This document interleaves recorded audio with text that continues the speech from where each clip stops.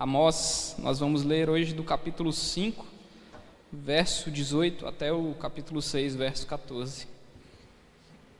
Dando continuidade, para quem está vindo hoje a primeira vez, a gente está pregando todo esse livro aqui de Amós.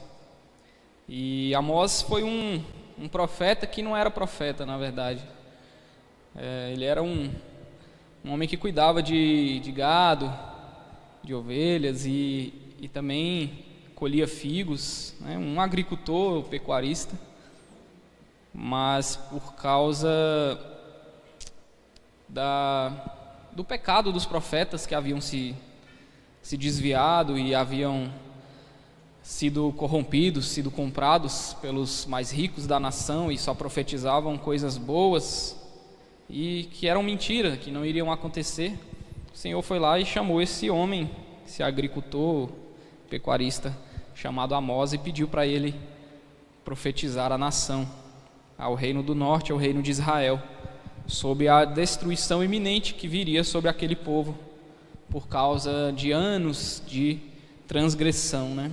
E nós vimos aí também nas últimas semanas que os maiores pecados, digamos assim, que teriam despertado a ira de Deus contra esse povo, dentre eles estavam a grande injustiça social que eles estavam praticando ali na nação há décadas. Além disso, um culto falso, um culto cheio de idolatria e um culto que estava distante do Senhor, imoralidade sexual e dentre outras coisas. Então tudo isso despertou a ira do Senhor, e nós vimos aí nos últimos capítulos, nós viemos tratando sobre alguns desses pecados e tentando identificar também no nosso meio, no meio da igreja brasileira atual, algumas coisas que têm acontecido, alguns pecados que a gente tem cometido, algumas injustiças do nosso tempo, injustiças sociais, para além da injustiça financeira, digamos assim, né? A gente viu que tem outras formas de injustiça também que acontecem no nosso tempo, além da injustiça social, digamos, financeira.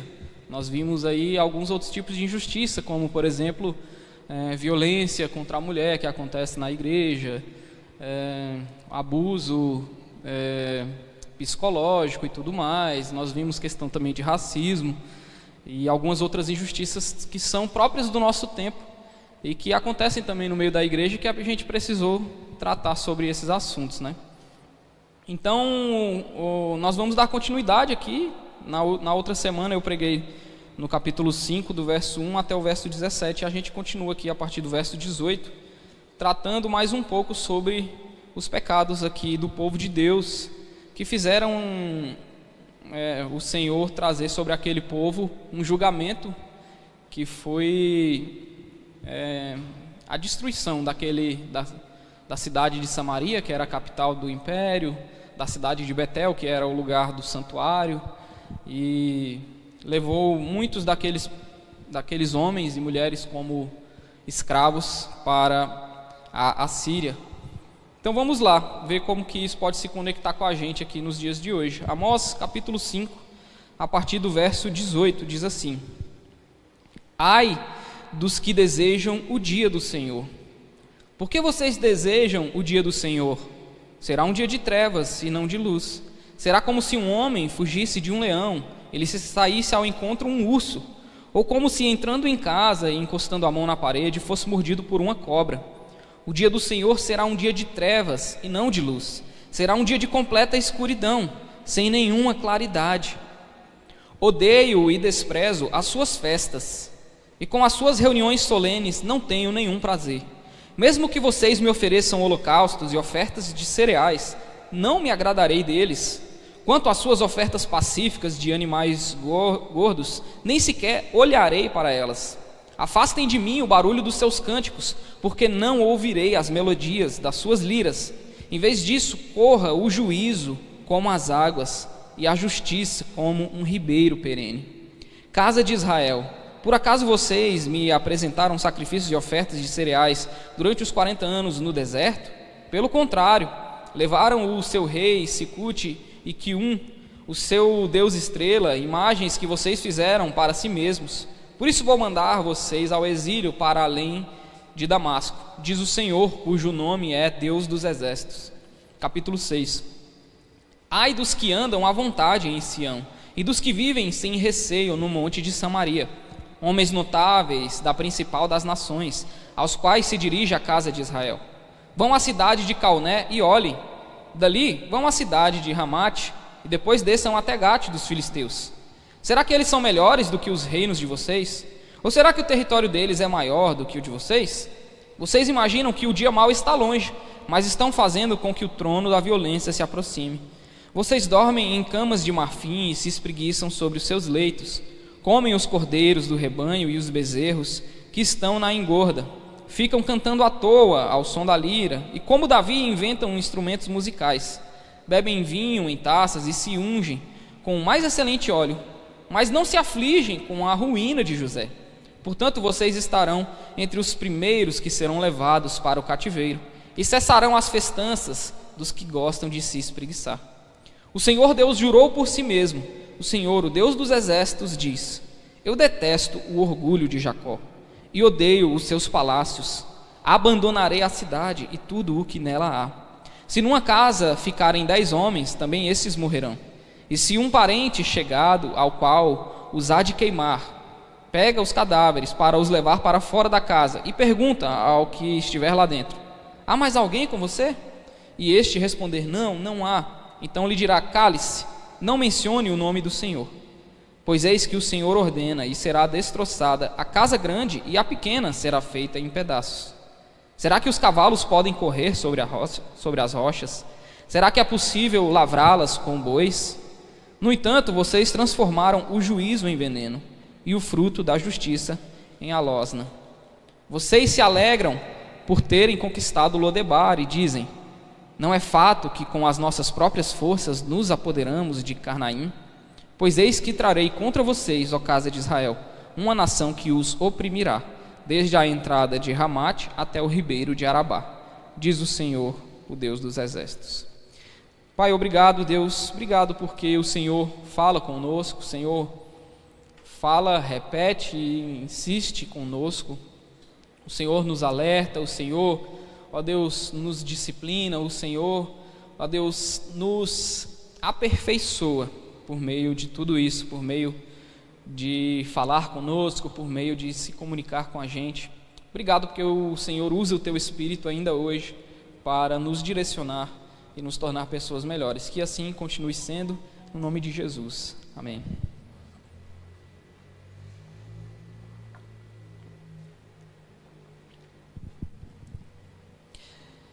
Então, meus irmãos, o profeta Amós, ele continua o seu discurso aqui de julgamento contra a nação, né?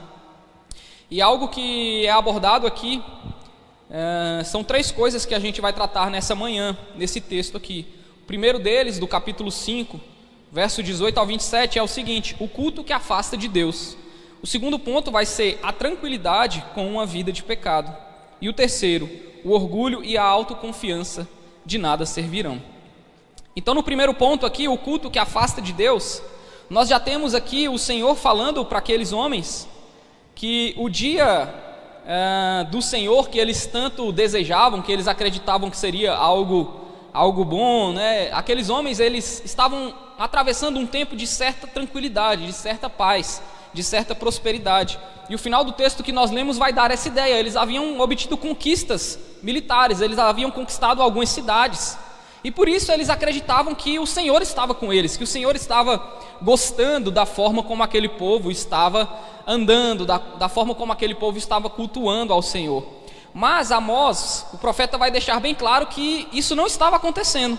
Pelo contrário, eles tinham pegado esse tempo de prosperidade, de paz, um tempo de conquistas militares, um tempo que a nação estava crescendo e prosperando, e ao invés de pegarem esse tempo de paz, de prosperidade, de tranquilidade, e utilizarem esse tempo para fazer o bem à nação, para poder suprir ali os necessitados, para poder cumprir a lei de Deus que dizia que não deveria haver necessitados entre o povo, eles pegaram esse tempo e fizeram o contrário. Eles começaram a oprimir os necessitados, eles começaram a dar maior ênfase no lucro. Então o profeta vai dizer que eles enganavam as pessoas. Por exemplo, um comerciante que vendia trigo ali, que vendia sementes, ele ia lá e ele adulterava as balanças para poder vender 500 gramas como se fosse por 1 quilo. E assim, de diversas maneiras, eles iam enganando os mais pobres, os mais necessitados. Existiam juízes ali entre o povo que julgavam as causas, algumas disputas entre o povo, e esses juízes recebiam propinas para julgar em favor dos mais ricos e contra os mais pobres.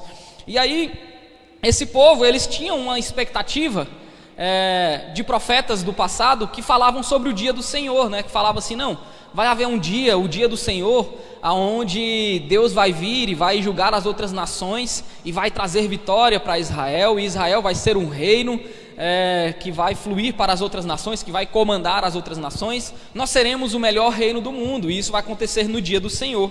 E Amós está dizendo: vocês estão esperando o dia do Senhor? No verso 18: ai dos que desejam o dia do Senhor, porque vocês desejam o dia do Senhor. Será um dia de trevas e não de luz. Será como se um homem fugisse de um leão e lhe saísse ao encontro um urso, ou como se entrando em casa e encostando a mão na parede fosse mordido por uma cobra. O dia do Senhor será um dia de trevas e não de luz, será um dia de completa escuridão, sem nenhuma claridade. Então o profeta está dizendo para eles o seguinte: olha, vocês estão achando que quando chegar o dia do Senhor vai ser algo bom para vocês, porque vocês estão pensando que vocês estão fazendo a coisa certa, que vocês estão cultuando corretamente. Mas não, o dia do Senhor será um dia de julgamento para vocês, será um dia de juízo contra vocês. E por que isso vai acontecer? E aí ele começa a falar sobre o culto falso, o culto que aqueles homens praticavam, que afastava aqueles homens de Deus. Agora eu quero que você se imagine, se coloque no lugar dessas pessoas. Imagine hoje, você veio aqui adorar o Senhor, você veio à casa de Deus, você veio cultuá-lo, Culto, na verdade, os americanos chamam de service, é um serviço que nós prestamos a Deus, prestando ele ao nosso irmão. Então, culto, na verdade, é serviço, culto é servir, é isso que significa cultuar a Deus. Sempre foi assim. Culto, embora a gente tenha hoje uma noção de que culto é um lugar que eu vou para receber, um lugar que eu vou para me encher, e isso acaba acontecendo porque o Senhor é bom.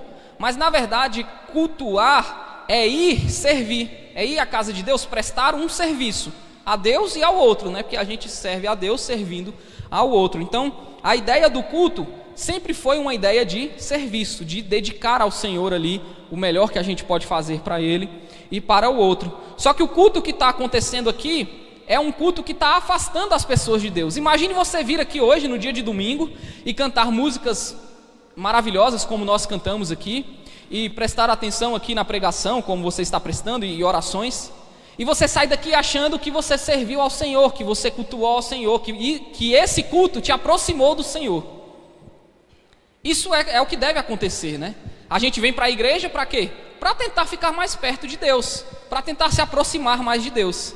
Só que o que esses homens estavam fazendo aqui era um culto que estava os afastando de Deus. Imagine agora isso acontecer com vocês. Você vem aqui no domingo, canta, ora, louva, presta atenção na palavra, contribui financeiramente. Só que isso está te afastando de Deus ao invés de te aproximar de Deus. Parece contraditório, não, mas era o que estava acontecendo aqui. Olha só o que o profeta vai dizer no verso 21. Eu odeio e desprezo as suas festas, e com as suas reuniões solenes, ou seja, o seu culto, eu não tenho nenhum prazer. Imagine Deus não ter nenhum prazer no culto que aquela igreja estava prestando. Trazendo para os nossos dias de hoje, imagine se tudo que nós fizemos aqui tenha servido para o nosso julgamento, tenha servido para nos afastar de Deus, para causar a ira de Deus, ao invés de agradar a Deus. Olha, pense agora, se Deus está olhando para o nosso culto, e Ele está, como diz aqui, como o profeta está dizendo aqui, Ele está desprezando, Ele não tem nenhum prazer nesse culto. Bom, eu acredito que isso não esteja acontecendo aqui, mas é algo que acontece hoje. Talvez não esteja acontecendo aqui no nosso contexto, mas é algo que acontece na igreja. Tem alguns cultos, meus irmãos, por aí, e alguns desses eu já fui, já participei, e fui lá e cantei e tudo mais. Só que hoje, olhando com um olhar assim um pouco mais maduro, digamos assim, eu vejo que o Senhor não estava se agradando daquele tipo de culto. Por quê? O profeta vai dizer: eu não tenho nenhum prazer no culto de vocês. Vocês mesmos me oferecem holocausto e oferta de cereais, e eu não me agradarei deles. As suas ofertas pacíficas de animais gordos, eu nem sequer olharei para elas. Afastem de mim o barulho dos seus cânticos. Ou seja, o Senhor não gostava nem das canções que aqueles homens estavam cantando. Em vez disso, olha só o que o Senhor quer. Na verdade, ao invés do culto, o Senhor queria que aquele povo fizesse o quê? No verso 24: ao invés disso, corra o juízo como as águas e a justiça como um ribeiro perene. Qual a ideia aqui, meus irmãos? É uma ideia que eu já até tratei em outro texto aqui de Amós. O Senhor não se agrada do culto quando a prática daquele povo era uma prática de injustiça. O Senhor não se agradava daquele culto porque era uma hipocrisia. Porque aquele povo cantava músicas ao Senhor, aquele povo oferecia sacrifícios ao Senhor, mas a injustiça estava correndo solta.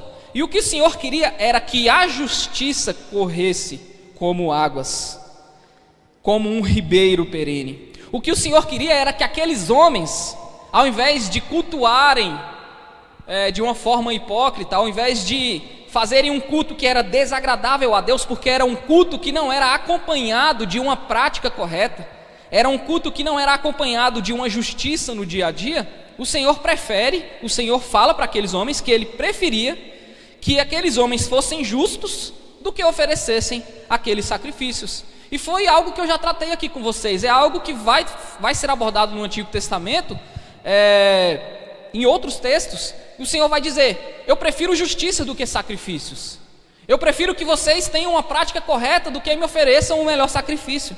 Por quê? Porque senão o sacrifício de vocês, o culto de vocês, vai ser um culto que vai causar a minha ira, vai ser um culto que vai te afastar de mim, ao invés de ser um culto que te aproxima de mim. Então, quando a gente vem aqui, a gente canta, a gente louva, a gente contribui financeiramente, nós temos que olhar e verificar se a nossa prática para com o outro, se a nossa prática no dia a dia, se a gente tem conseguido como igreja reduzir as injustiças, pelo menos no nosso meio, porque, sabe, o Senhor vai dizer que, ok, pobres vão sempre existir no mundo, mas dentro do meu povo, entre o meu povo, não pode haver necessitados. Então a gente tem que entender que é talvez um princípio até que o pastor William está tentando trazer aqui, nessa contribuição de fazer o sacolão, de fazer as cestas de Natal, é que dentre nós aqui, pelo menos aqui nesse nosso contexto, a gente tem que tentar reduzir essas injustiças sociais que acontecem, seja elas financeiras, de ordem financeira, sejam elas de ordem sociais, como assuntos delicados que a gente às vezes precisa tratar aqui, como violência contra a mulher, como racismo, como feminismo e machismo, que são algumas coisas que a gente precisa tratar, porque são formas de injustiça também do nosso tempo. Então o Senhor está dizendo: o culto de vocês só é agradável se a prática de vocês estiver condizente. Então, eu pensando sobre isso e refletindo sobre a igreja de hoje, será que tem igrejas hoje que tem um louvor maravilhoso, que contribuem financeiramente, que tem templos suntuosos, mas que o Senhor não se agrada do culto que está sendo prestado naquele lugar? Tenho certeza que isso acontece, meus irmãos. Eu tenho certeza. Por quê? Porque a prática daquele povo não condiz com o culto que aquele povo oferece. Então são igrejas, por exemplo, que ocorrem diversas injustiças, sejam de ordem social, e sejam de ordem financeira e sejam de ordem social. Então são igrejas, por exemplo, onde o culto é um culto espetacular. Você entra e olha e fala assim: meu Deus, o que é isso? O céu está descendo aqui, né? Mas por trás, no dia a dia, você vai ver que o pastor, ele não é uma pessoa honesta. Você vai ver que o presbítero, o diácono, eles são homens que, que batem nas suas esposas ou que praticam algum tipo de violência. Eles são homens que não conseguem transmitir os ensinamentos de Jesus para os seus filhos. Ao contrário disso, seus filhos acabam ficando revoltados contra esses homens. E a gente vê que isso é mais comum do que a gente pensa, que isso acontecia há 3.000 anos atrás, 4.000 anos atrás, no tempo de Amós, mas acontece também nos nossos dias. E o profeta está falando para eles o seguinte: o culto que vocês estão prestando, ao invés de aproximar vocês de Deus, está afastando vocês de Deus, está causando no Senhor ira, está causando no Senhor desprazer. O Senhor não está se agradando disso. Então nós entendemos que a vida do povo de Deus deve ser uma vida diante de Deus, uma vida em que tudo o que fizermos tem que ter um caráter, tem que refletir o caráter de Deus, o caráter santo do Senhor.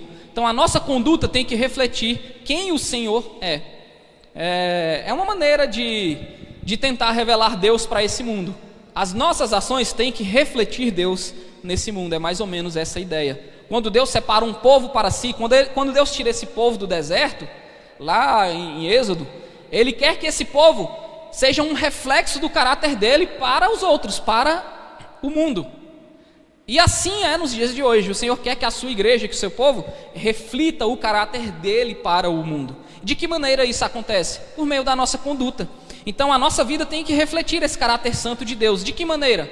Nós temos que ser justos, nós temos que ser honestos, nós temos que andar de forma correta. Por exemplo, quando nós negociarmos com alguém, nós temos que fazer uma negociação justa, nós não podemos querer ganhar algo por fora, por exemplo.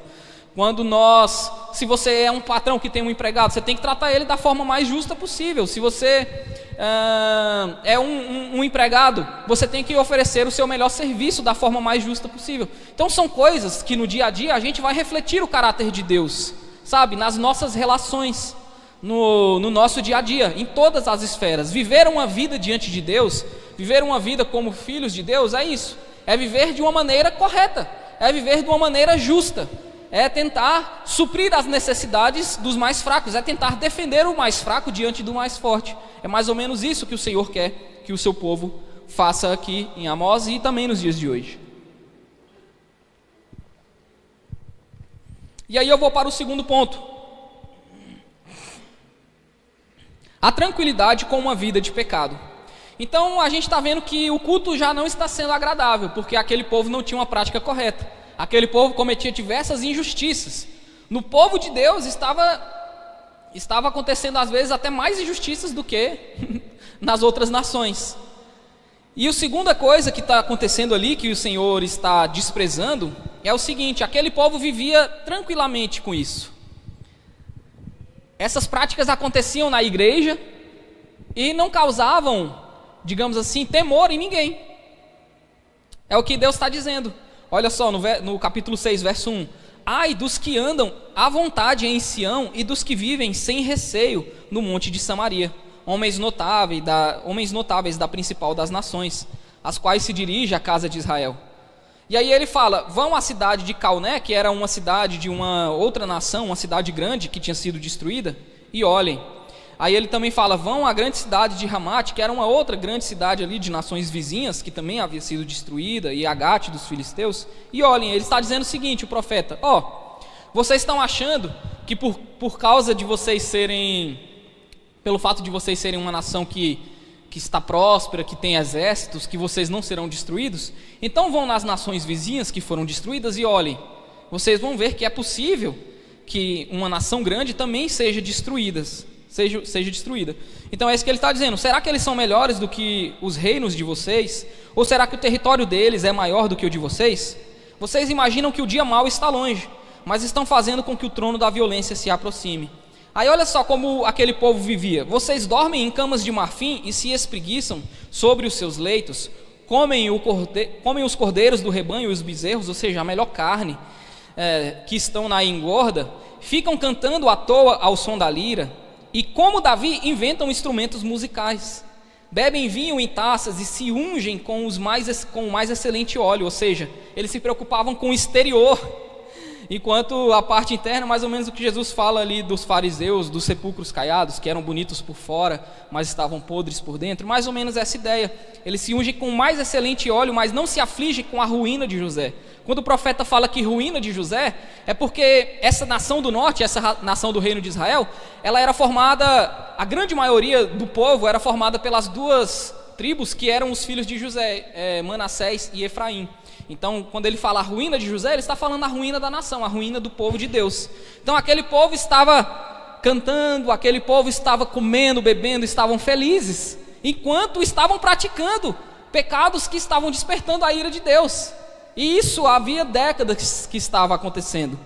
E aí ele fala: vocês estão nessa festa toda e vocês não se afligem com a ruína do povo. E aí capítulo 6, verso 7 vai dizer: portanto vocês estarão entre os primeiros que serão levados para o cativeiro, e cessarão as festanças dos que gostam de se espreguiçar. E isso de fato aconteceu, meus irmãos. Quando os assírios vieram sobre o reino de Israel e destruíram tudo ali, destruíram a cidade, sabe, destruíram os altares, os templos que tinham ali em Betel e em Gilgal, as primeiras pessoas que foram levadas para o cativeiro foram as pessoas mais ricas, foram a nata da sociedade. Eles levaram esses homens primeiro e essas mulheres primeiro. Então, as pessoas que o profeta Amós está criticando aqui, de fato foram os primeiros a serem levados como escravos. Mas o que está acontecendo aqui, o que o profeta está condenando aqui, é a tranquilidade com que esse povo vivia diante de uma vida em pecado. Eles viviam uma falsa segurança. Eles achavam que a prosperidade que eles estavam vivendo, que eles estavam desfrutando naquele tempo, era algo bom, e aí eles pegavam e se apegavam a isso.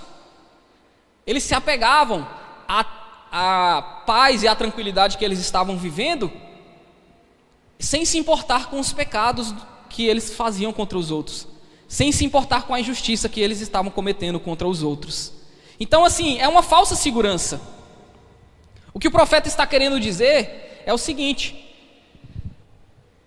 nós não podemos ficar tranquilos quando está acontecendo injustiça no meio do nosso povo. Nós não podemos continuar tocando a nossa vida, comendo, bebendo, se fartando e felizes, se no nosso meio tem pessoas que são necessitadas, se no nosso meio está acontecendo injustiças de ordem financeira e de ordem social. Ou seja, o que o profeta está dizendo para os dias de hoje é o seguinte: vocês líderes do povo de Deus, vocês pastores, vocês líderes, vocês presbíteros, diáconos, vocês não podem continuar levando com a barriga os problemas que têm acontecido na igreja.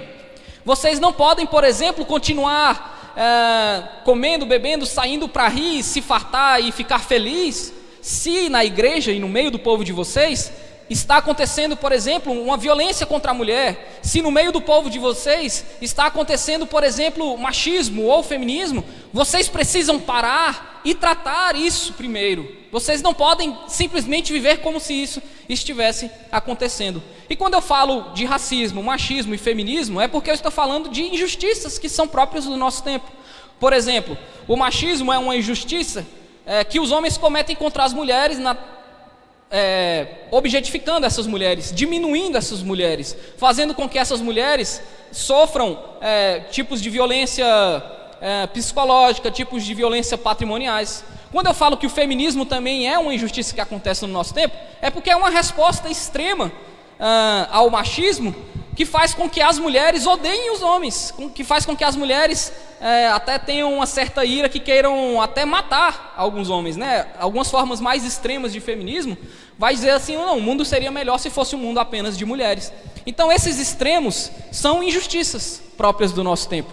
Quando eu falo de racismo, é uma injustiça própria do nosso tempo, porque é uma forma da gente olhar para o outro e causar uma injustiça contra ele, porque a gente acaba diminuindo o outro, a gente acaba querendo sobrepujar umas pessoas às outras com base na sua cor de pele ou com base na sua raça. E isso não só com relação aos negros, mas também com relação às xenofobias, quando a gente olha para outras nações e nos sentimos superiores a eles e achamos que somos melhores do que eles. Então são injustiças próprias do nosso tempo. O que o profeta está dizendo é: se na igreja de vocês está acontecendo isso, vocês precisam parar de viver como se isso não estivesse acontecendo. Vocês precisam tratar essas coisas, vocês precisam falar sobre isso, vocês precisam tratar esse assunto, vocês precisam, sei lá, e eu vou trazer aqui no final algumas formas da gente tentar minimizar isso no nosso meio, né, como aplicações, mas é mais ou menos isso. Nós não podemos viver tranquilamente quando nós estamos cometendo pecados. Eu sei que a gente está cometendo pecado hoje, eu estou cometendo pecado, você está cometendo pecado hoje. A questão é, isso tem que nos incomodar, meus irmãos. Isso tem que nos incomodar, por quê? Por meio desse incômodo, a gente é aprimorado por Deus. Quando a gente sente incômodo com práticas e injustiças que a gente comete, a gente reflete sobre isso e melhora. A gente reflete sobre isso, quando a gente fala sobre isso, a gente reflete sobre isso e a gente é aprimorado, nós nos tornamos pessoas melhores. E aí você fala assim, o profeta ele está tratando aqui de um pecado que está acontecendo coletivo, um pecado da nação. Mas uma forma também de aplicar isso a nós é olhar para a gente, é pensar assim, o que é o que Jesus falou, você não pode falar do cisco no olho do seu irmão se tiver uma trave no seu olho.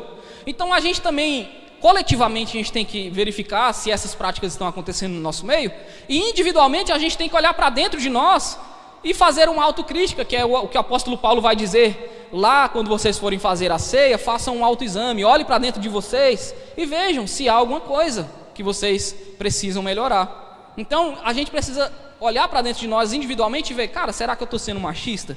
Será que a minha criação fez com que eu fosse uma pessoa machista? Ou será que eu estou sendo uma pessoa racista?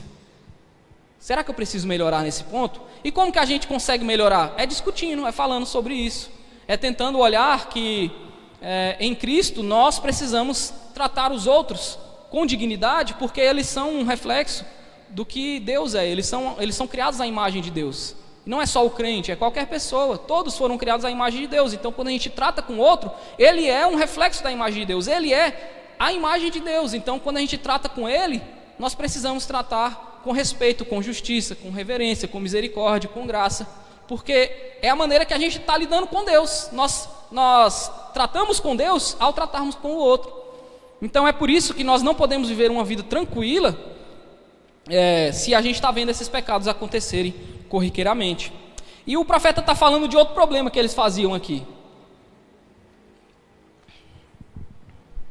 Ele fala assim, no verso 5: vocês ficam cantando à toa ao som da lira, e como Davi inventam instrumentos musicais.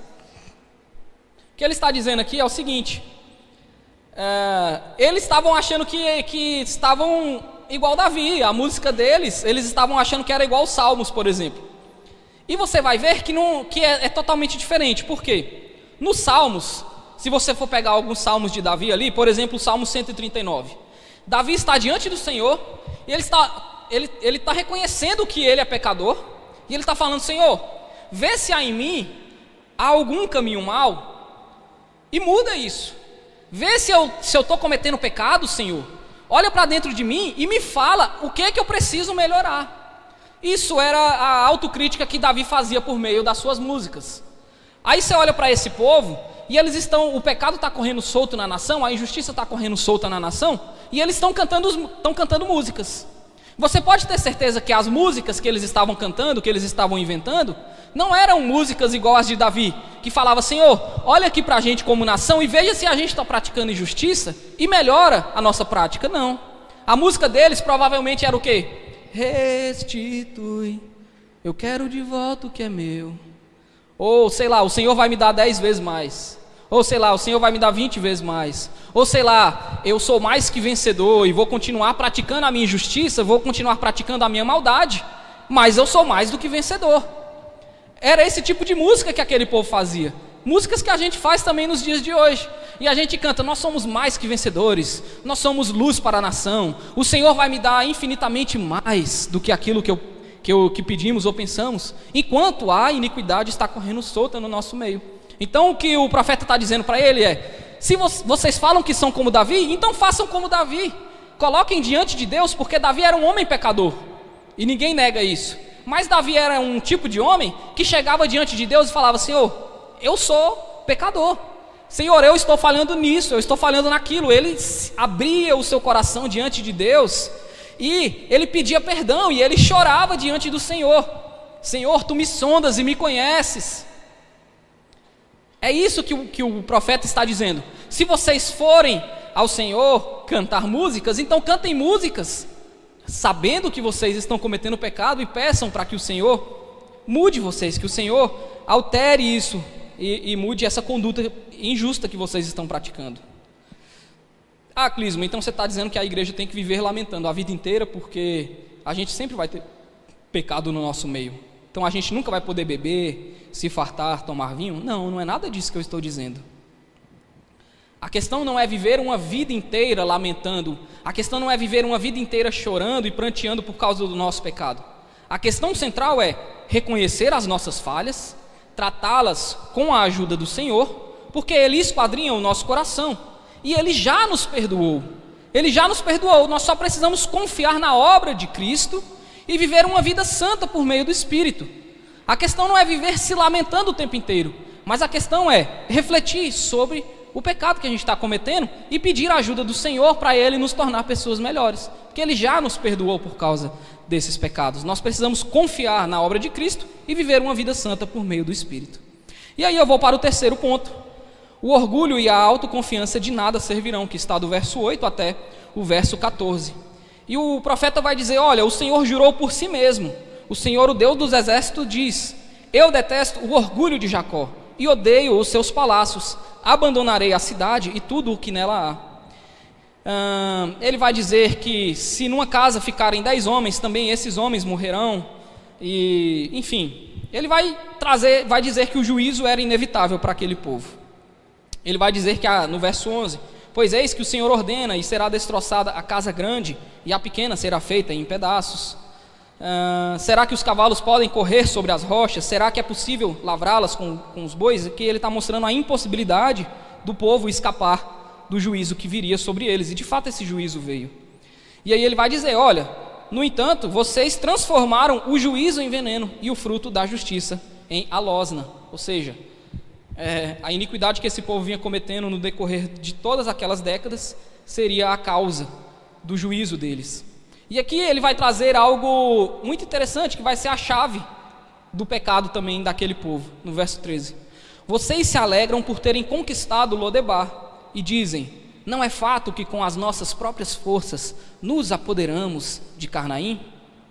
Pois eis que trarei contra vocês, ó casa de Israel, uma nação que os oprimirá, desde a entrada de Ramate, que está no extremo norte do território, até o ribeiro de Arabá, que está no extremo sul do território, diz o Senhor, o Deus dos exércitos. Ou seja, no final o Senhor fala: vocês confiaram em si mesmos? Vocês acham que por terem obtido conquistas militares e confiarem na força do seu próprio braço, vocês poderão escapar daquilo que eu trarei sobre vocês?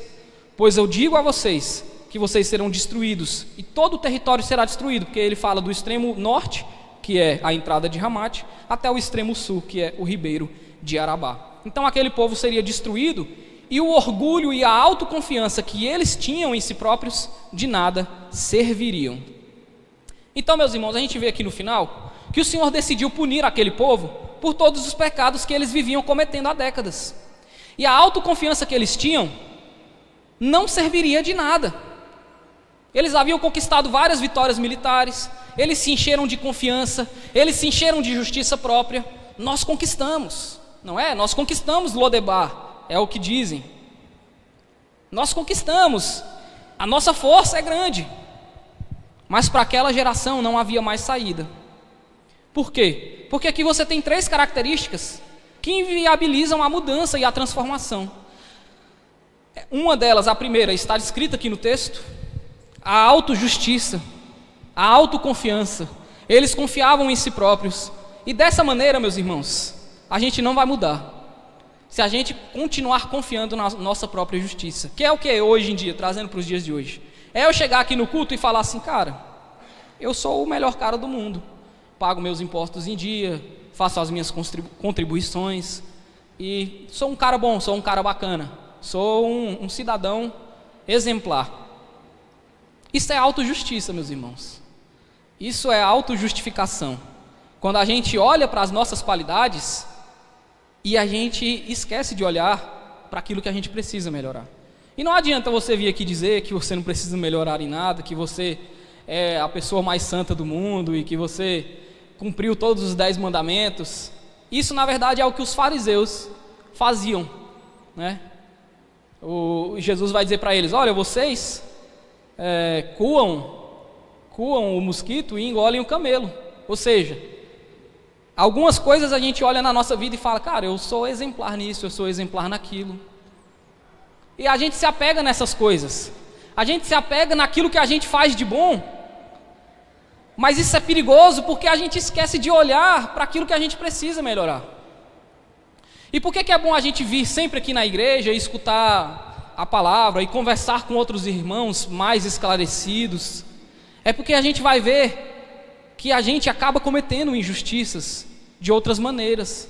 Às vezes de maneiras que a gente nem está imaginando. A gente comete, sim. E aí, o que o Senhor está dizendo aqui para eles é o seguinte: vocês acham que a sua justiça própria vai ser capaz de livrar vocês? Não vai, porque vocês estão cometendo pecados, e vocês sabem disso. Então, por que para esses homens não tem mais como eles escaparem do juízo? Primeiro, por causa dessa autojustiça. É aquilo que, por exemplo, Jesus vai relatar ali, que entraram no templo um fariseu e um publicano. O fariseu dizia assim: Senhor, obrigado porque eu sou o homem mais justo do mundo, obrigado porque eu dou o meu dízimo, obrigado porque eu sou correto. E no outro lado tem um publicano batendo no peito e dizendo: Senhor, me perdoa, eu sou o pior dos pecadores, Senhor, eu preciso da tua ajuda. E aí Jesus vai dizer: quem saiu dali justificado? Foi o publicano, que reconhecia que era um homem mau. É mais ou menos isso. Quando nós esquecemos dessa autojustiça, quando nós paramos de confiar nas nossas próprias práticas e confiamos na obra de Cristo e olhamos para Jesus vendo que precisamos melhorar, nós estamos mais próximos de receber perdão, de sermos mudados, de sermos aperfeiçoados. Mas aquele povo não fazia isso, então já fica mais difícil deles receberem o perdão e deles mudarem a prática deles.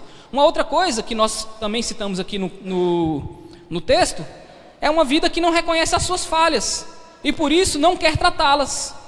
Pelo contrário, vive tranquilo e calmo diante da iniquidade. Então é mais difícil para uma pessoa que não quer reconhecer as suas falhas, dela ser tratada. Eles viviam tranquilos com relação ao seu pecado, ou seja, eles não reconheciam que precisavam mudar as suas práticas. Então já fica mais complicado para eles serem tratados. E por último, aquilo que nós falamos de um culto que os afasta de Deus, é um culto do toma lá da cá. Um culto que abusa da vontade de Deus. Um culto que eles prestavam a Deus as melhores ofertas e sacrifícios enquanto o povo estava passando necessidade. Por que eles faziam isso? Eles estavam abusando de Deus. Esse tipo de culto é um abuso contra Deus. Por quê? Porque você enxerga Deus como alguém que vai te favorecer pelo fato de você contribuir a melhor oferta ou dar a melhor oferta. Isso é uma espécie de barganha, um abuso, é uma relação abusiva contra Deus. Porque não é dessa maneira que nós devemos nos apresentar diante de Deus, como santos, justos e que está oferecendo o melhor sacrifício. E em troca disso, Ele vai continuar nos abençoando. Era isso que aquele povo fazia, e por causa disso, eles receberam um juízo. Não é assim que nós devemos agir diante de Deus. O que nós precisamos fazer diante de Deus é o seguinte: nós precisamos chegar diante de Deus confiando na obra de Cristo. Pela fé em Cristo, nós recebemos o Espírito de Deus e aí nós mudamos a nossa prática. Nós precisamos reconhecer a nossa dependência de Deus, porque nós não temos nada sem Ele. Esse povo dizia: pelas nossas conquistas, nós conquistamos. Então a forma que eu e você devemos chegar diante de Deus é: Senhor, o Senhor me deu tudo, eu dependo totalmente do Senhor, eu não tenho nada sem o Senhor. E aí, reconhecer que a nossa justiça própria é incapaz de nos mudar, de nos salvar. E aí nós confiamos na justiça de Cristo. Quando nós paramos de confiar na nossa justiça própria, nós começamos a confiar na justiça de Cristo, que é o que aquele povo não fazia. E por último, reconhecer as nossas falhas, procurarmos nos abrir diante de Deus e das outras pessoas também, falar com outras pessoas que possam nos ajudar, que é o que Davi fazia: ver se há em mim algum caminho mau, pedir perdão, misericórdia, confiar no perdão de Cristo. O que o Senhor quer que aquele povo faça, no fim das contas, é prestar um culto para além do templo, para além dos sacrifícios, não tratando Deus como alguém que funciona por meio de barganha, mas vivendo uma vida diante de Deus em todas as esferas, no trabalho, na sociedade, na igreja também, mas para além da igreja, para além do templo, prestar um culto que começa no templo, mas termina na vida, continua na vida. É isso que Deus queria do povo, mas o povo não fez e continuou não fazendo, e continuou confiando na sua própria justiça, e por isso eles receberam a punição, toda aquela punição, né? Algumas aplicações aqui então para a gente finalizar.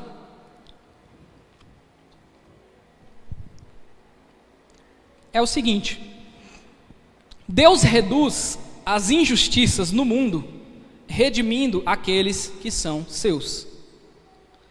Qual a forma de Deus reduzir as injustiças que acontecem no nosso tempo? Por meio da gente, redimindo a gente, transformando a gente. E aí, por meio da gente, agindo por meio de nós, essas injustiças vão começando a ser reduzidas.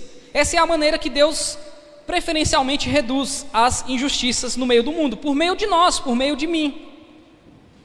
Então, diante disso, a gente precisa refletir quais são os pecados do nosso tempo e de que maneira nós podemos ajudar a redimir o mundo, de que maneira nós podemos ajudar a diminuir a injustiça que acontece no nosso meio.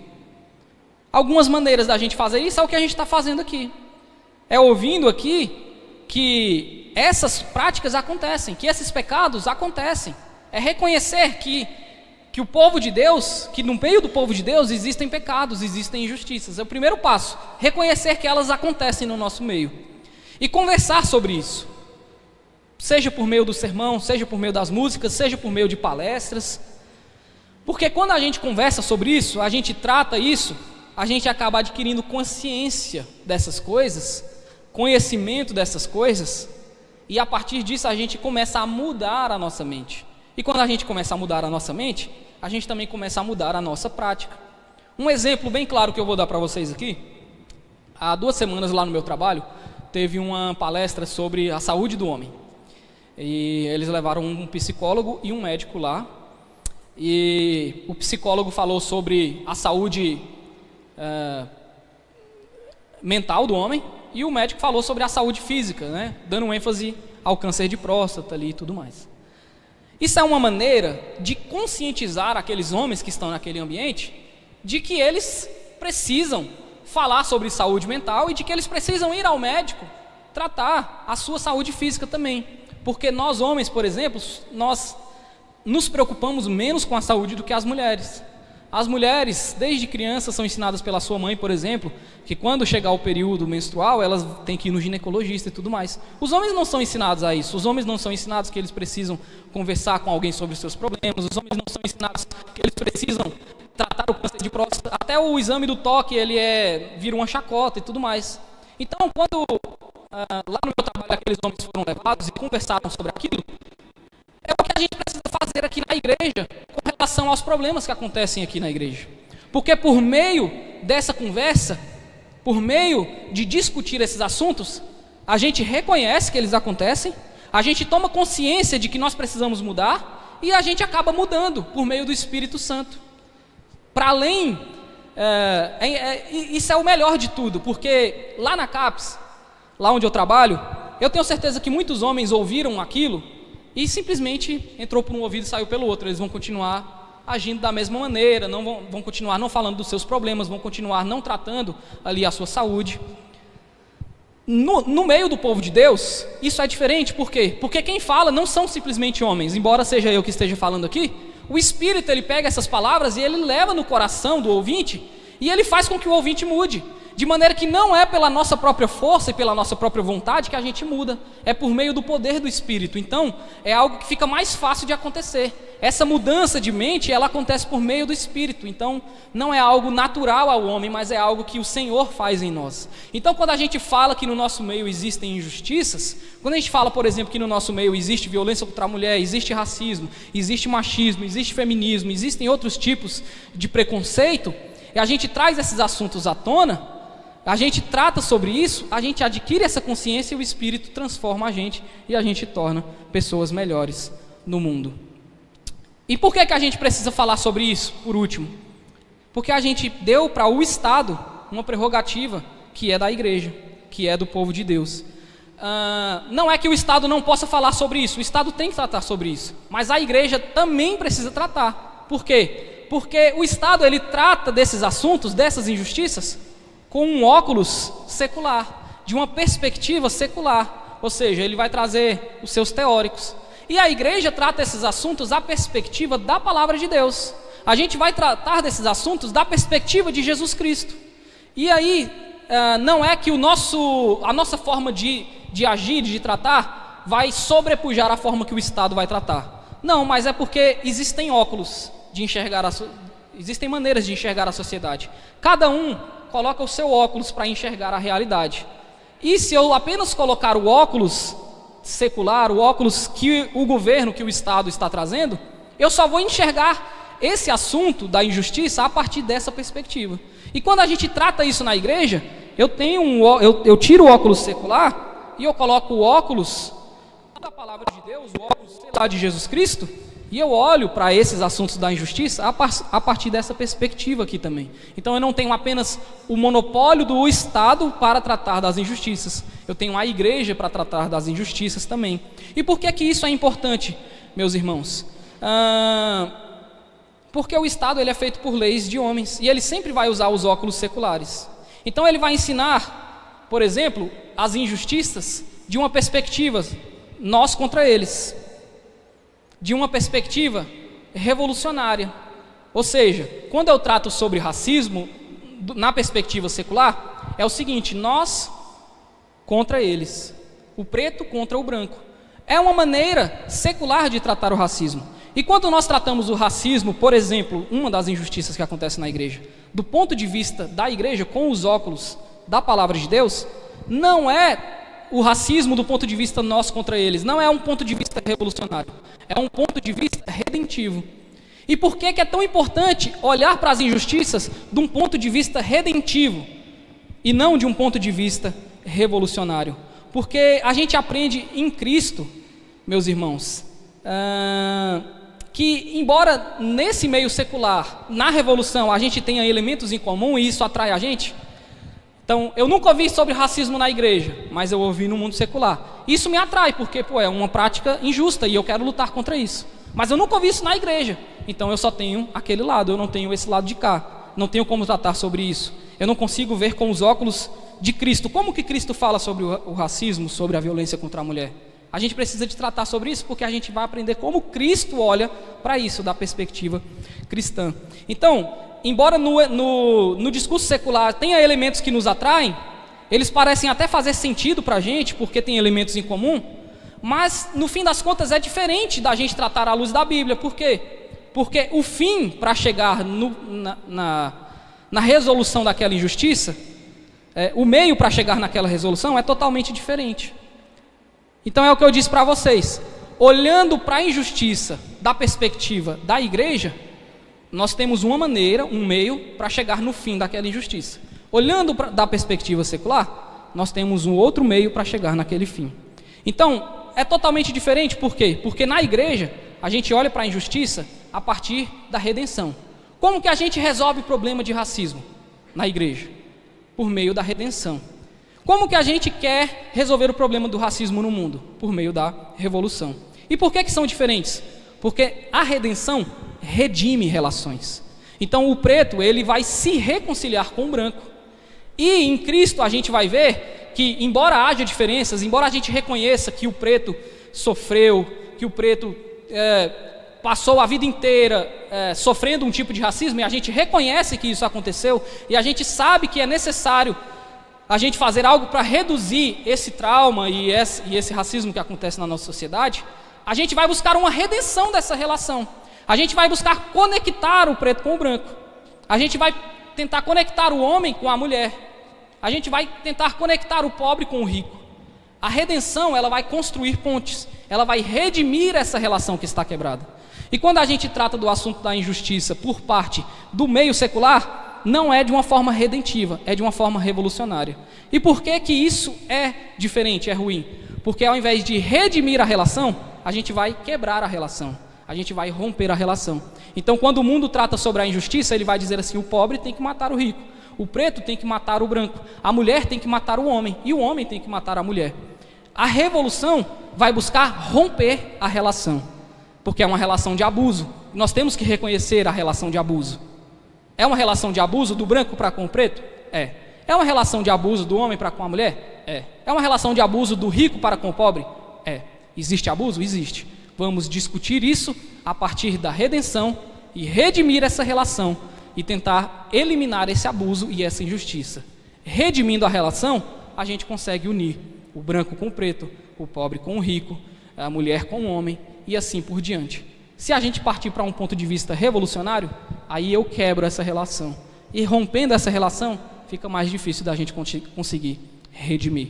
Por isso que precisamos falar sobre injustiças na igreja, porque a gente procura redimir essas relações, ao invés de romper essas relações por meio das revoluções. Amém?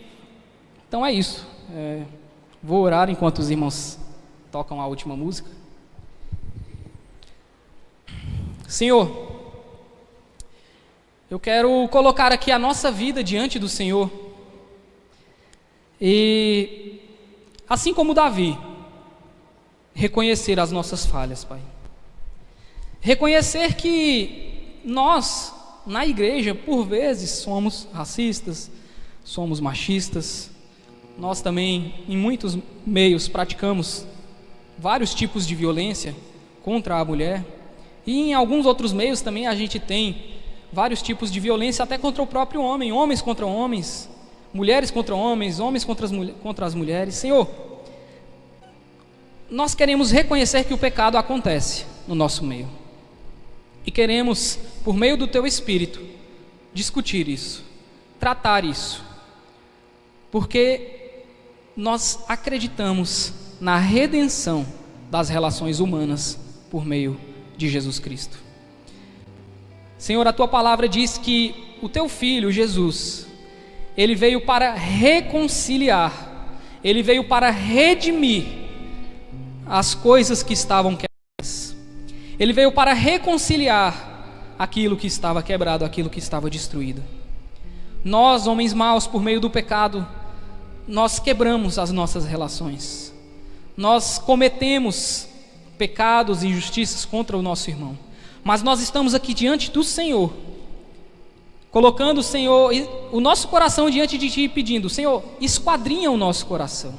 Vê se há em nós algum tipo de injustiça, algum tipo de preconceito. Vê se há em nós algum tipo de violência. E nos muda, Pai, e nos aperfeiçoa por meio do Teu Espírito. Porque se nós dependermos da nossa própria força, se nós dependermos da nossa própria justiça, nós estamos perdidos, Pai. Se nós dependermos, Senhor, dos nossos cultos, dos nossos sacrifícios, das nossas canções, nós estamos perdidos, Senhor. Mas nós confiamos na obra do Teu Filho Jesus, que morreu por nós, que perdoou os nossos pecados, que redimiu as nossas relações. E por meio do Teu Espírito nós clamamos e pedimos a Ti: Senhor, nos muda, nos transforma em pessoas melhores. Senhor, muda a nossa mente, nos faz enxergar os nossos pecados e as nossas injustiças, e não nos deixa viver confortavelmente, se isso tem acontecido no nosso meio, mas que possamos, por meio do Teu Espírito, tratar esses assuntos, tratar esses pecados no nosso meio. E em nome de Jesus, que o Senhor possa nos fazer evoluir, nos fazer pessoas melhores e nos aperfeiçoar. Em nome de Jesus, amém.